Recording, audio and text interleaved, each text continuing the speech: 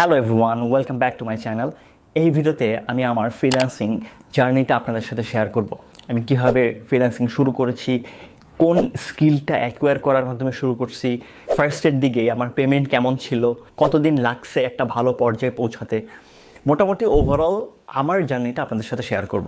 যেহেতু 2025 is almost knocking at the door, তো ভাবলাম আমি আমার স্টোরিটা শেয়ার করি, যেটা জানতে পেরে আপনারা হয়তো কেউ ইন্সপায়ার্ড হবেন এবং নতুন বছরে নতুন উদ্যমে আপনারাও ভালো কিছু করতে পারবেন। তো এই ভিডিওতে আমি যেহেতু আমার এক্সপিরিয়েন্স শেয়ার করতেছি, সামনের ভিডিওতে আমি দেখাবো যদি আমি 2025 সালে ভিডিও এডিটিং শুরু করতে চাই তাহলে কিভাবে স্টেপ বাই স্টেপ ভাবে আমি আগাবো আমার ফার্স্ট পেইড ক্লায়েন্টটাকে পাওয়ার জন্য। তো সময়টা ছিল 2018 সাল, আমার এইচএসসি পরীক্ষা শেষ হয়ে গেছে, আমি ইউনিভার্সিটি প্রিপারেশন নিচ্ছি।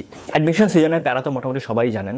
তো তখন মোটামুটি পড়ালেখার পিছনেই সময়টা যাইতো। ফ্রি টাইমে তখন যেটা করতাম, আমার আম্মার একটা ফোন ছিল স্যামসাংয়ের, সেই ফোনটা দিয়ে আমি হলো গিয়ে টুকটাক ভিডিও করতাম। এই ধরেন গাছের ভিডিও, এই ধরেন বিল্ডিংয়ের ভিডিও, এই হলো বিড়ালের ভিডিও, মানে সামনে যেটা পড়তো সেটাই জাস্ট ভিডিও করতাম। তখন আসলে ভিডিও এডিটিং নিয়ে তেমন একটা ধারণা ছিল না। তখন আসলে যে বিষয়টা ছিল যে ফিল্ম মেকিং, এই বিষয়টার প্রতি অনেক বেশি ভালোবাসা কাজ করতো।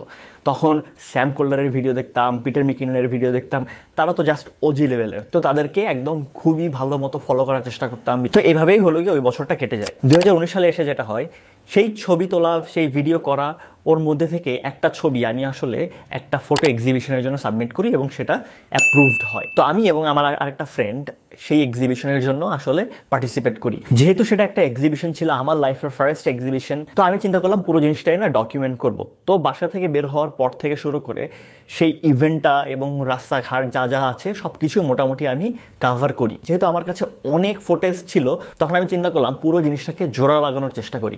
আমার কম্পিউটার ছিল 4GB র্যাম এবং ডুয়াল কোর প্রসেসর। তো সেটার ভিতরে ফিল্মোরা গো ছাড়া অন্য কোনো কিছু চলতো না, এবং ফিল্মোরা গো আমি চালাইতাম ক্র্যাকড ভার্সন। তো যে বলা সেই কাজ, সবকিছু আমি টাইমলাইনে বসায় সবকিছু জোড়াতালি দেই, কোনো রকমের একটা ভিডিও বানানোর চেষ্টা করি, যেখানে ফিল্মোরা গোর যত ধরনের ইফেক্ট ছিল সবই আমি হলো গিয়ে ওখানে ইউজ করি। সবকিছু বসায় আমি আমার ইউটিউব চ্যানেলে আপলোড করি 2019 সালে। আপলোড করার পরে আমি সেটাকে ফেসবুকেও শেয়ার করি। ফেসবুকে মোটামুটি ভালোই একটা সাড়া পাই। আমার ফ্রেন্ডসরা, বড় ভাইরা সবাই মোটামুটি একটু ভালো এনকারেজ করে। সেইটা একটা ডোপামিন হিট দেয় পরবর্তীতে কন্টিনিউ করার জন্য। এরপরে আমি আমার ফ্রেন্ডদের সাথে পানামনগর ঘুরতে যাই, সেটা হলো ডকুমেন্ট করি, এবং ডকুমেন্ট করার পরে সেটা এডিট করে সেটাও আপলোড করি। সেই যে আমার 2019 সাল থেকে ইউটিউবিংয়ের জার্নি শুরু হয়, এখন পর্যন্ত মোটামুটি চলতেছে। তো যেটা হয়েছে, এই পুরো প্রসেসের ভিতর থেকে না আমি ভিডিও এডিটিংয়ের প্রতি একটা ভালোবাসা জন্মাই এবং ভিডিও এডিটিং না করতে শুরু করি। তো এইভাবে 2019 সালটাও চলে যায়। তখন আমার ইউনিভার্সিটিও শুরু হয়ে যায় এবং কোভিড-19ও শুরু হয়ে যায়। তো কোভিডের মধ্যে 2020 সালে চিন্তা করলাম, যেহেতু আমি সব কিছু করতে পারি, আমি চেষ্টা করি অন্যের জন্য করার। তো আমি কলকাতার একটা ইভেন্ট ম্যানেজমেন্ট কোম্পানিতে ইন্টার্নশিপ করি, লাম ইভেন্ট প্রাইভেট লিমিটেড। সেইখানে মোটামুটি 2 মাসের একটা ইন্টার্নশিপ ছিল, যে তারা আমাকে বেসিক কিছু ভিডিও এডিটিং স্কিল শিখাইছে এবং তাদের জন্য আমি 2টা প্রোমো ভিডিও বানাই দিছিলাম। তো আমার যখন একটা ইউটিউব চ্যানেল আছে এবং 2 মাসের একটা ইন্টার্নশিপ এক্সপেরিয়েন্স আছে, তো এটা দিয়ে আমি করি কি, যে পরবর্তীতে খোঁজা শুরু করি যে আর কোথায় আমি আসলে কাজ করতে পারবো। বলে রাখি, লাম ইভেন্টের ইন্টার্নশিপটা ছিল আনপেইড, মানে আমি ফ্রিতে কাজ করছি। তারপর সেই সেম ইয়ারে সিয়াম শহীদুল ভাই বাংলাদেশি পার্সপেক্টিভ লঞ্চ করে।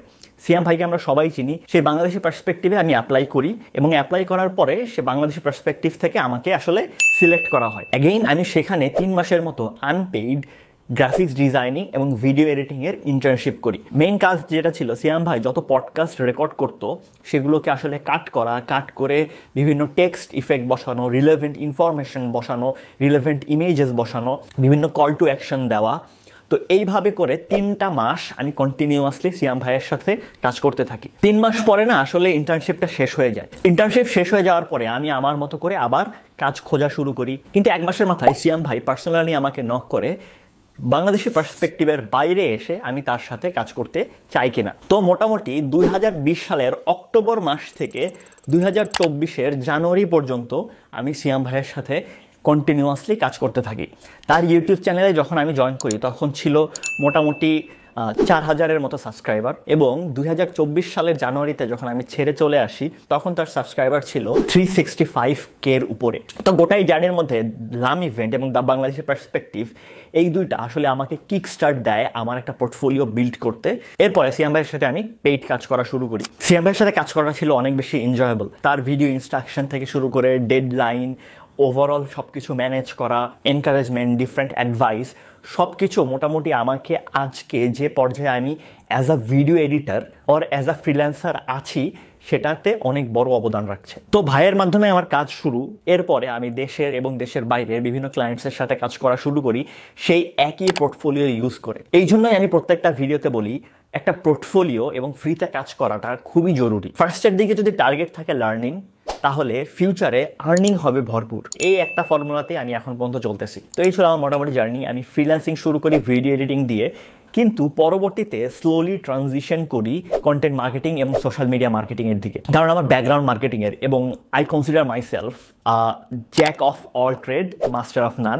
তো আমি কন্টেন্ট ক্রিয়েশন পারি, কন্টেন্ট রাইটিং পারি, মার্কেটিং পারি, ভিডিও এডিটিং পারি, টুকটাক গ্রাফিক্সের কাজ পারি। মোটামুটি ওভারঅল একটা প্যাকেজ আমি আমার ক্লায়েন্টকে অফার করতে পারি যেটা অনেক বেশি লুক্রেটিভ হয়। যদি কেউ বলে আমাকে অ্যাডভান্স গ্রাফিক্সের সাপোর্ট দাও, আমি পারবো না। যদি কেউ বলে আমাকে অ্যাডভান্স ভিডিও এডিটিংয়ের সাপোর্ট দাও, আমি পারবো না। কিন্তু যদি কেউ আমাকে বলে ওভারঅল প্যাকেজটা দাও, then um the guy. Thanks a lot for watching. Next ভিডিওতে আমি স্টেপ বাই স্টেপ ভাবে দেখাবো, যদি তুমি একজন ভিডিও এডিটর হয়ে থাকো, কীভাবে তুমি তোমার ফার্স্ট পেইড ক্লায়েন্টটাকে পাবা। যদি ফ্রিল্যান্সিং করে তোমার ফার্স্ট ডলার আর্ন করতে চাও, তাহলে এই ভিডিওটা দেখতে পারো। আর যদি কমিউনিকেশন স্কিলটাকে ইমপ্রুভ করতে চাও, তাহলে এই ভিডিওটা দেখতে পারো। Thanks for watching. সামনের ভিডিওতে দেখা হচ্ছে।